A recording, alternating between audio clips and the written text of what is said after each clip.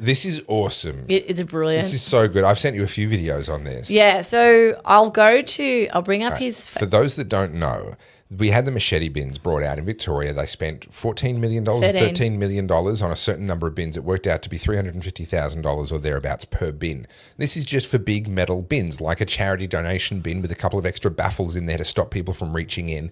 And this is where you're supposed to be able to dump the machetes that have now been outlawed in Victoria. The ban came in just a couple of days ago. And David Limbrick, MP, a very good guy. I've known him now for a number of years. He's a libertarian and very, very principled. He's copped a lot of flack over the years for standing on his libertarian principles and not just jumping on every bandwagon that's come his way. He is trying to find out, where did these bins come from? Who made them? Why are we paying such an obscene amount of money for them? And it is proving to be a very tricky question to answer. So this is the first video, I think. There's been a new development in the machete bin mystery. Those of you that follow me would know that I asked the Corrections Minister last week whether the bins were made in Victorian prisons. And I got a very precisely worded response saying that they weren't made by Corrections Victoria.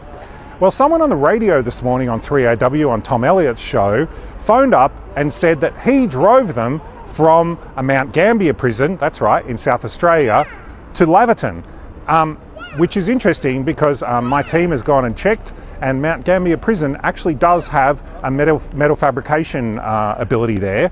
So maybe this explains why the government doesn't want to talk about where the bins were built, and maybe that explains the precise wording.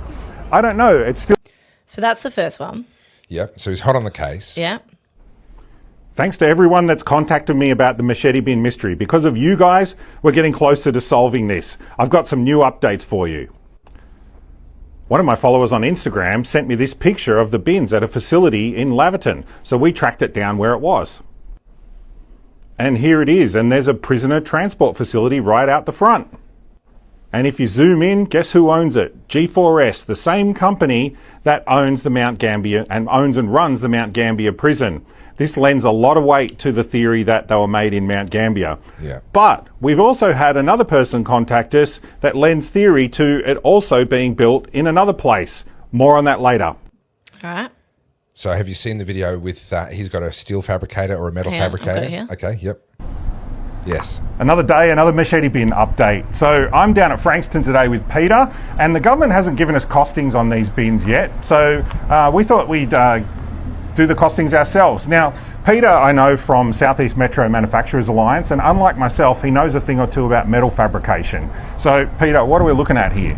Well, we've got a steel bin. It's made of 3mm steel plate. It's about 900mm across, 905 wide, 905 deep, and 1200 high. So Yep. I can go away and work out how much steel's involved. You can see inside there's baffles and various bits of steel included there. A thickness test on the paint is so the thickness is about 40 microns, which is about right for a wet spray paint or a powder coat type finish. Yep. So I can go away and work out exactly what this would cost. You can see it's fully welded along there. Reasonable quality, but I reckon we could do better. I probably wouldn't let that out of my factory. That sort of quality, you can see along there, it's just sand marks and things like that. But that would have been folded up in a sheet metal brake press. A lot of fabrication. Look You at can the see from welds on down the here, front you can hear that. There's a little bit of concrete at the bottom for weight. I reckon that's about 25, maybe 30 mil. So we can work out how much the square meterage of that is, or the volume. So yeah, it won't take long to actually put together a costing. As I said, we know it's 3mm thick plate.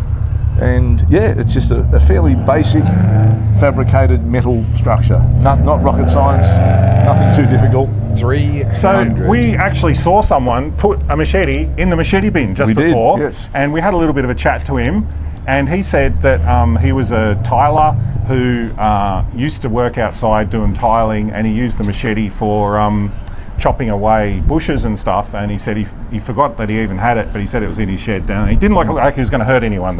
He was quite happy, to put it in there.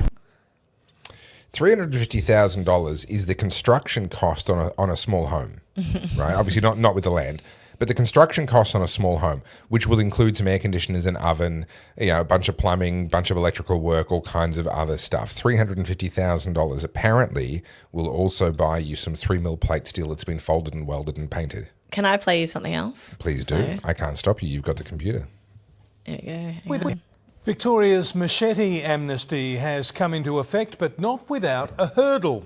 Ainsley Kosh has the details. Ainsley, there are concerns not all machetes actually fit into the bins. Mitch, that was certainly the experience out at Wodonga today, where a 7 News camera crew arrived to see a machete had been disposed of, but the handle was still exposed, making it easy for it's a someone vending to take machine. it. It's a machete vending machine. In the wrong hands. Someone can just go grab it and then back on the street. We need to fix that up, huh? At Heidelberg, this collector handed in his 24 machetes from today. They are classified as a prohibited weapon in Victoria. Okay, I'm not a machete collector. I've got no interest in collecting machetes. But that person, for whatever reason, has a machete collection. Is it sentimental? Is it from his family? Is it just something that he's interested in? Is it the one thing that he could afford to collect? Whatever, doesn't matter. This bloke has to tip a bunch of stuff into a bin. How many people were being hurt by his machete collection? Right? How many of these youths running around were like using collectors' machetes? The same thing happened with guns in the 1996 Port Arthur massacre.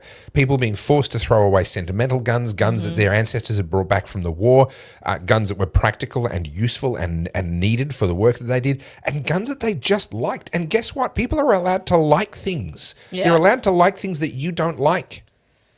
Sorry, keep going. It is illegal to own, use, buy, sell or transport machetes. The amnesty allows for anyone to safely dispose of them without penalty in a bid to curb knife-related... So you can't own them at all? No.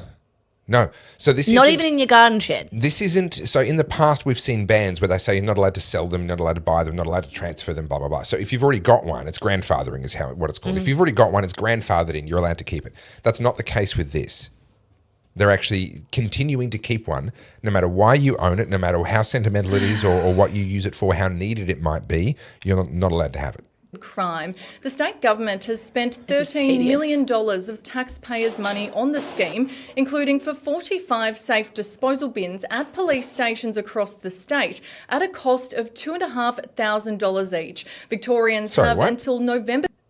$2,500 now. So where did they get that number from? Because that's the first time I've heard that number quoted. So they spent $13 million on the scheme of, what was it, 45 bins, but $2,500 each. That math doesn't math. 30 to legally dispose of their pockets machetes. got lined. Ainsley Kosh, thank you. And it's not going to save a single damn life. I sent you an article earlier. I've got it here ready to go. Stabbing at Coomera Westfields leaves woman fighting for life. Wow, that machete ban's working out well, isn't it? To be fair, this is up in Queensland, but... Okay, sure. But... Wasn't done with a machete, though. No, but... This is the thing. Kitchen knife, whatever, doesn't matter. Well, like a true masochist, you are back again to watch another segment of the Oddcast. So at this point, you should probably be subscribing and telling every single person in your life about the Oddcast. Because let's be honest, we've got a lot of work to do and we need to get together and suffer through this torture, because there's nothing like fighting against our government with some good mates by your side. So much like a Bunnings sausage, we are going to become a staple in your life, and we would very much appreciate that you go and support us via the buy us a coffee button or buy some sweet merch. Also very appreciated. And join us next week. We'd appreciate it.